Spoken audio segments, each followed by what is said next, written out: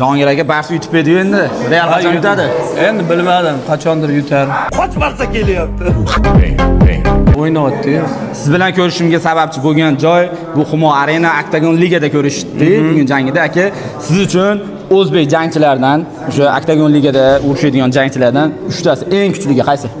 Ya endi hammaligi kuchli, eng kuchligi desam noto'g'ri bo'ladi. Chunki biz o'zi bu yerda sportchilarni qo'llab-quvvatlagan kelganmiz. Men hammalarini kuchli deb bilaman.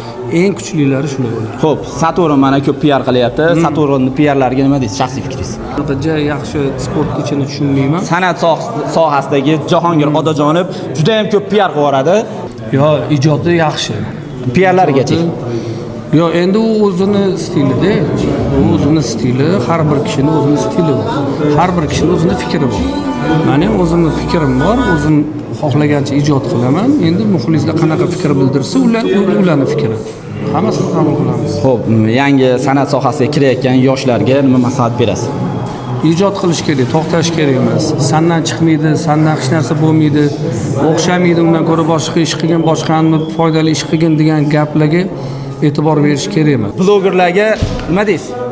Foydali, ya'niki kontentlar qilishyapti ko'p. Mayli hordiq chiqaradigan, ko'ngil ko'taradigan. Umuman har bitta bloger o'sha insonlarning kayfiyatini ko'tarish yoki o'sha motivatsiya beradigan nimadir narsa qilyaptimi-ki, hammasi menimcha o'ylaymanki, yaxshi. Bilamizki, ancha yil oldin aka, sizni o'sha bahor kelib, jiyda gullaganda degan ashulangiz juda ham hit bo'lib ketgan. O'z intervyu berayotganingizda aytgan ekansizki, men bu ashulani aytmoqchi ham basdim, hattoki boshqalarga taklif qilganman. Qabul qilishmagan, keyin o'zim aytganman, hit bo'lib ketgan deysiz. Shunga o'xshagan yana bir o'zimiz aytganmiz-da. O'zingiz aytgansiz. Xo'p, shunga jiyda gullaganda degan ashulangizga o'xshagan yana bironta ashula chiqadimi? Aytasizmi?